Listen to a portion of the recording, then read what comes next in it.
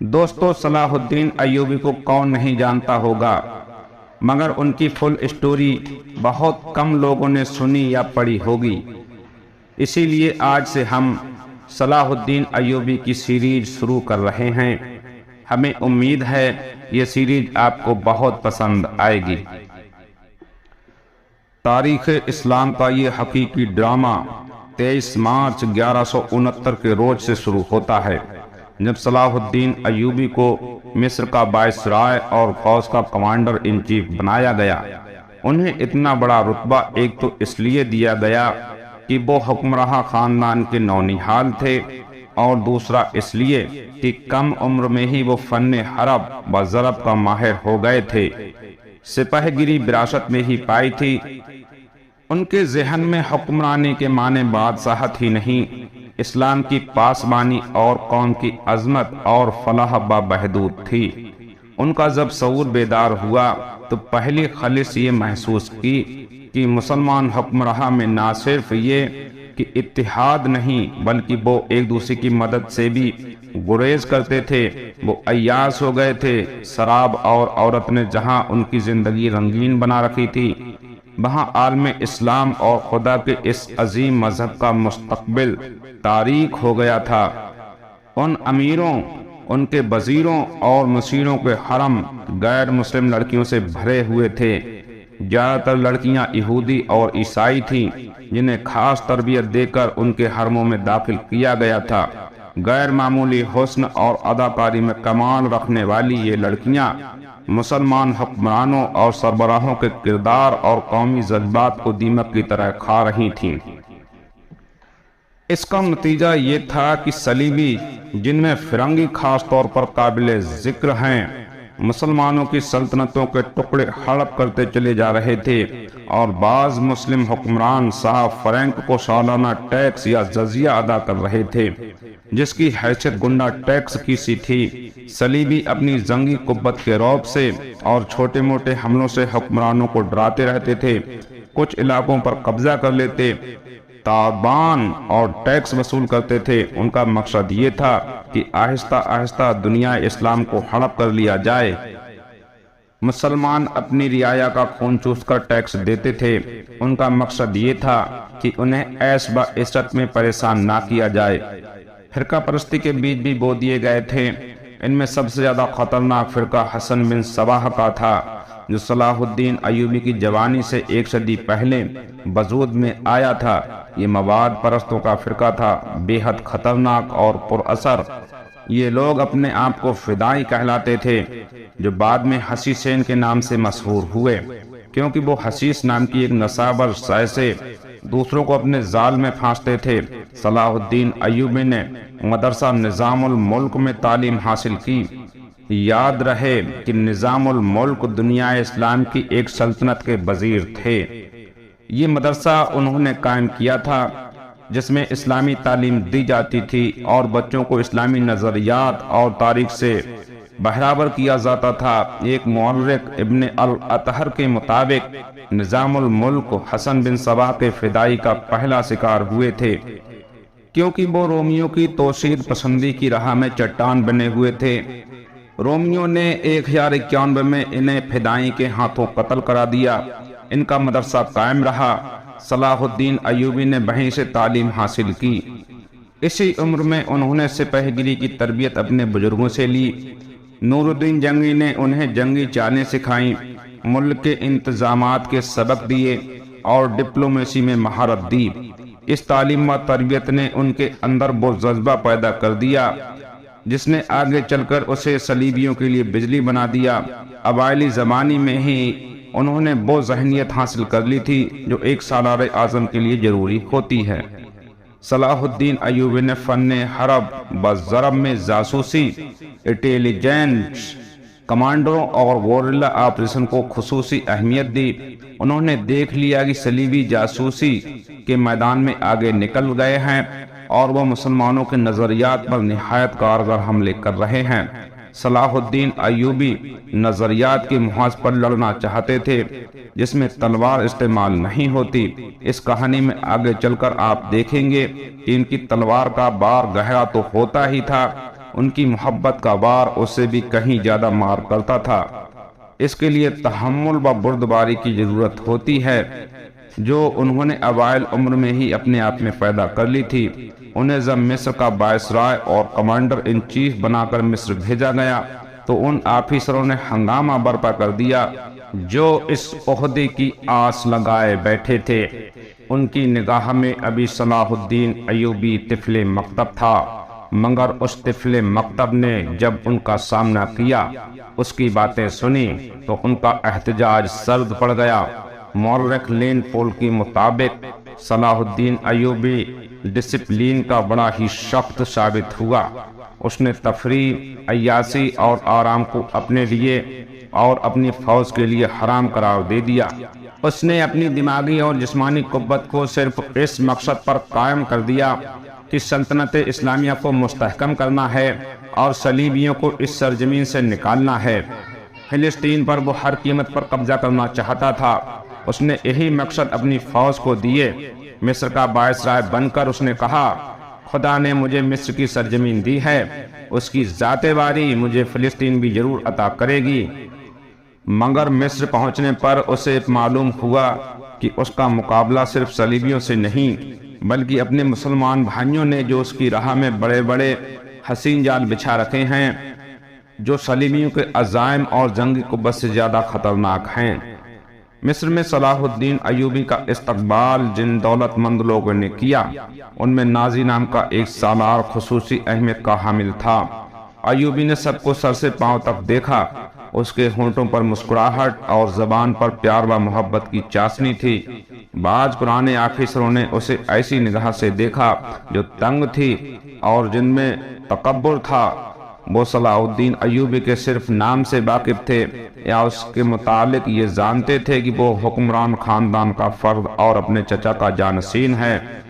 وہ یہ بھی جانتے تھے کہ نور الدین جنگی کے ساتھ اس کا رشتہ کیا ہے۔ ان کی نگاہوں میں صلاح الدین ایوبی کی اہمیت بس اس کے خاندان کی وجہ سے تھی، یا اس وجہ سے انہوں نے اہمیت دی کہ وہ مصر کا فوجی وائسرائے اور کمانڈر ان چیف بن کر آیا تھا۔ اس کے سوا انہوں نے صلاح الدین ایوبی کو کوئی اور وقت نہیں دی۔ ایک بوڑھے آفیسر نے اپنے ساتھ کھڑے آفیسر کے کان میں کہا، بچہ ہے، اسے ہم پال لیں گے۔ مورخ اور اس وقت کے باقیہ نگار یہ نہیں بتا سکتے کہ صلاح الدین ایوبی نے ان لوگوں کی نظریں بھانپ لی تھی یا نہیں۔ وہ استقبال کرنے والے اس ہجوم میں بچہ لگ رہا تھا۔ البتہ جب وہ ناجی کے سامنے مصافحہ کے لیے رکا تو ایوبی کے چہرے پر تبدیلی سی آ گئی تھی۔ وہ ناجی سے ہاتھ ملانا چاہتا تھا، لیکن ناجی جو اس کے باپ کی عمر کا تھا سب سے پہلے درباری خوشامدیدوں کی طرح جھکا، پھر ایوبی سے لپٹ گیا اور ایوبی کو باہوں میں لے لیا۔ اس نے ایوبی کی پیشانی چوم کر کہا، میرے خون کا آخری قطرہ بھی تمہاری جان کی حفاظت کے لیے بہے گا۔ میری جان عظمت اسلام سے زیادہ قیمتی نہیں۔ صلاح الدین ایوبی نے نازی کا ہاتھ چوم کر کہا، محترم، اپنے خون کا ایک ایک قطرہ سنبھال کر رکھیے، صلیبی سیاہ بھٹاؤں کی طرح چھائے ہوئے ہیں۔ ناجی جواب میں صرف مسکرایا، جیسے صلاح الدین ایوبی نے کوئی لطیفہ سنایا ہو۔ صلاح الدین ایوبی اس تجربے کار سالار کی مسکراہٹ کو غالباً نہیں سمجھ سکا۔ نازی فاطمی خلافت کا سالار تھا، وہ مصر میں باڈی گارڈز کا کمانڈر ان چیف تھا، جس کی نفری 50,000 تھی اور ساری کی ساری نفری سوڈانی تھی۔ یہ فوج اس دور کے جدید ہتھیاروں سے مسلح تھی اور یہ فوج ناجی کا ہتھیار بن گئی تھی، جس کے جوڑ پر وہ بے تاج بادشاہ بن بیٹھا تھا۔ وہ سازش اور مفاد پرستی کا دور تھا۔ اسلامی دنیا کی مرکزیت ختم ہو چکی تھی۔ صلیبیوں کی بھی نہایت دلکش ترکیب کاریاں شروع ہو گئی تھیں۔ جل پرستی اور تعیش کا دورہ تھا۔ جس کے پاس ذرا سی بھی طاقت تھی اسے وہ اپنے اقتدار کے تحفظ کے لیے اور دولت سمیٹنے کے لیے استعمال کرتا تھا۔ سوڈانی باڈی گارڈز فوج کا کمانڈر نازی مصر میں حکمرانوں اور دیگر سربراہوں کے لیے دہشت بنا ہوا تھا۔ خدا نے اسے ساز دماغ دیا تھا۔ اسے اس دور کا بادشاہ ساز کہا جاتا تھا۔ بنانے اور بگاڑنے میں خصوصی مہارت رکھتا تھا۔ اس نے صلاح الدین ایوبی کو دیکھا تو اس کے چہرے پر بالکل اسی طرح مسکراہٹ آ گئی جس طرح کمزور بھیڑ کو دیکھ کر بھینڈے کے دانت نکل آتے ہیں۔ صلاح الدین ایوبی اس جہر کند کو نہ سمجھ سکا۔ اس کے لیے سب سے پہلے زیادہ اہم آدمی نازی ہی تھا، کیونکہ وہ 50,000 باڈی گارڈز کا کمانڈر تھا اور صلاح الدین ایوبی کو اس فوج کی ضرورت تھی۔ صلاح الدین ایوبی سے کہا گیا کہ حضور بڑی لمبی مسابت کر کے تشریف لائے ہیں، پہلے آرام کر لیں۔ تو اس نے کہا، میرے سر پر جو دستار رکھ دی گئی ہے میں اس کے اہل نہ تھا، اس دستار نے میرا آرام و میری نیند ختم کر دی ہے۔ کیا آپ حضرات مجھے اس چھت کے نیچے نہیں لے چلیں گے؟ یہاں فرائض میرا انتظار کر رہے ہیں۔ کیا حضور کام سے پہلے کھانا نہیں کھائیں گے؟ صلاح الدین ایوبی نے کچھ سوچا اور ان کے ساتھ چل پڑا۔ لمبے تگڑے قبیلے باڈی گارڈز اس عمارت کے سامنے دو کھڑے تھے جس میں کھانے کا انتظام کیا گیا تھا۔ صلاح الدین ایوبی نے ان گارڈز کے کدبت اور ہتھیار دیکھے تو اس کے چہرے پر رونق آ گئی، مگر یہ رونق دروازے میں قدم رکھتے ہی غائب ہو گئی۔ وہاں 4 نوجوان لڑکیاں جن کے جسم پر زہد، سکن، لچک اور سانوں پر بکھرے ہوئے ریشمی بالوں میں قدرت کا حسن سمایا ہوا تھا، ہاتھوں میں پھولوں کی پتیوں سے بھرے ہوئے خوشنما ٹوکریاں اٹھائے کھڑی تھیں۔ انہوں نے صلاح الدین ایوبی کے راستے پر پتیاں بکھیرنے شروع کر دیں اور اس کے ساتھ وقت کی تھالی پر تواسط اور وقاب اور شہنائیوں کا مصاحبہ کن نغمہ ابھرا۔ صلاح الدین ایوبی نے راستے میں پھولوں کی پتیاں دیکھ کر قدم پیچھے ہٹا لیا۔ ناجی اور اس کا نائب اس کے دائیں بائیں تھا، وہ دونوں جھک گئے اور اسے آگے چلنے کی دعوت دی۔ یہ وہ رواج تھا جسے ہندوستان میں مغل بادشاہوں نے شروع کیا تھا۔ صلاح الدین ایوبی پھولوں کی پتیاں مسلنے نہیں آیا تھا۔ صلاح الدین ایوبی نے ایسی مسکراہٹ سے کہا جو ان لوگوں نے پہلے کم ہی کسی کے ہونٹوں پر دیکھی تھی، ہم حضور کے راستے میں آسمان سے تارے بھی نوچ کر بچھا سکتے ہیں۔ نازی نے کہا، اگر میری راہ میں کچھ بچھانا چاہتے ہو تو وہ ایک ہی چیز ہے جو میرے دل کو پھاتی ہے۔ صلاح الدین ایوبی نے کہا، حضور آپ حکم دیں۔ نائب نے کہا، وہ کون سی چیز ہے جو حضور کے دل کو بہلاتی ہے؟ صلیبیوں کی لاشیں، صلاح الدین ایوبی نے مسکرا کر کہا، مگر فوراً ہی اس کی مسکراہٹ غائب ہو گئی۔ اس کی آنکھوں سے شعلے نکلنے لگے۔ اس نے دھیمی آواز میں جس میں قہر اور عتاب چھایا ہوا تھا کہا، مسلمانوں کی زندگی پھولوں کی سیج نہیں۔ جانتے نہیں ہو صلیبی سلطنت اسلامیہ کو چوہوں کی طرح کھا رہے ہیں، اور جانتے ہو کہ وہ کیوں کامیاب ہو رہے ہیں؟ صرف اس لیے کہ ہم نے پھولوں کی پتیوں پر چلنا شروع کر دیا ہے۔ ہم نے اپنی بچیوں کو ننگا کر کے ان کی عزت روند ڈالی ہے۔ میری نظریں فلسطین پر لگی ہوئی ہیں، تو میری راہ میں پھول بچھا کر مصر سے بھی اسلام کا پرچم اتروا دینا چاہتے ہو؟ اس نے سب کو ایک نظر سے دیکھا اور دبدبے سے کہا، اٹھا لو یہ پھول میرے راستے سے، میں نے ان پر قدم رکھا تو میری روح کانٹوں سے چھلنی ہو جائے گی۔ ہٹا دو لڑکیاں میرے راستے سے، کہیں ایسا نہ ہو میری تلوار ان کے اتنے دلکش سنہرے بالوں میں الجھ کر بیکار ہو جائے۔ حضور کا حکم سر آنکھوں پر۔ مجھے حضور نہ کہو، صلاح الدین ایوبی نے بولنے والے کو یوں ڈانٹ دیا۔ اس نے کہا، حضور وہ تھے جن کا تم کلمہ پڑھتے ہو اور جن کا میں غلام بیدان ہوں، میری جان فدا ہو ان حضور اکرم صلی اللہ علیہ وسلم پر جن کے مقدس پیغام کو میں نے سینے پر کھود رکھا ہے۔ میں یہی پیغام لے کر مصر میں آیا ہوں۔ صلیبی مجھ سے یہ پیغام چھین کر بحر روم میں ڈبو دینا چاہتے ہیں، شراب میں غرق کر دینا چاہتے ہیں۔ میں بادشاہ بن کر یہاں نہیں آیا۔ لڑکیاں کسی کے اشارے پر پھول کی پتیاں سمیٹ کر وہاں سے چلی گئی تھیں۔ صلاح الدین ایوبی تیزی سے دروازے کے اندر چلا گیا۔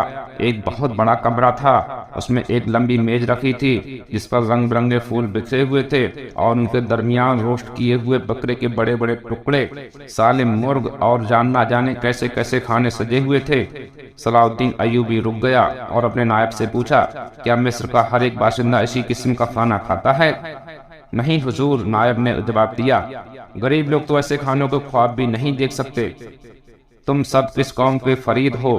صلاح الدین ایوبی نے پوچھا، کیا ان لوگوں کی قوم الگ ہے جو ایسے کھانوں کے خواب بھی نہیں دیکھ سکتے؟ کسی طرف سے جواب نہ پا کر اس نے کہا، اس جگہ پر جتنے ملازم ہیں اور یہاں پر جتنے سپاہی ڈیوٹی پر ہیں ان سب کو اندر بلاؤ، یہ کھانا انہیں کھلا دو۔ اس نے لپک کر ایک روٹی اٹھائی، اس پر 2-3 بوٹیاں رکھیں اور کھڑے کھڑے کھانے لگا۔ نہایت تیزی سے پوری روٹی کھا کر پانی پیا اور باڈی گارڈ کے کمانڈر ناجی کو ساتھ لے کر اس کمرے میں چلا گیا جو وائسرائے کا دفتر تھا۔ 2 گھنٹے بعد نازی باہر نکلا، دوڑ کر اپنے گھوڑے پر سوار ہوا، اینڈ لگائی اور نظروں سے اوجھل ہو گیا۔ رات نازی کے خاص کمرے میں اس کے دو کمانڈر جو اس کے سلاحکار اور ہمراج تھے اس کے پاس بیٹھے شراب پی رہے تھے۔ نازی نے کہا، جوانی کا جوش ہے، تھوڑے دنوں میں ٹھنڈا کر دوں گا۔ کم وقت جو بھی بات کرتا ہے کہتا ہے رب کعبہ کی قسم، صلیبیوں کو سلطنت اسلامیہ سے باہر نکال کر دم دوں گا۔ صلاح الدین ایوبی، ایک کمانڈر نے طنزیہ کہا، اتنا بھی نہیں جانتا کہ سلطنت اسلامیہ کا دم نکل چکا ہے، اب سوڈانی حکومت کریں گے؟ کیا آپ نے اسے بتایا نہیں کہ یہ 50,000 کا لشکر سوڈانی ہے؟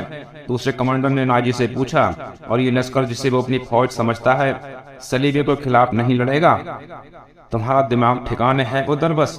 ناجی نے کہا، میں اسے یہ یقین دلا آیا ہوں کہ یہ 50,000 سوڈانی شیر اس کے اشارے پر صلیبیوں کے پرکھچے اڑا دیں گی۔ لیکن ناجی چپ ہو کر سوچ میں ڈوب گیا۔ لیکن کیا؟ اس نے مجھے حکم دیا ہے کہ مصر کے باشندوں کی ایک فوج تیار کرو۔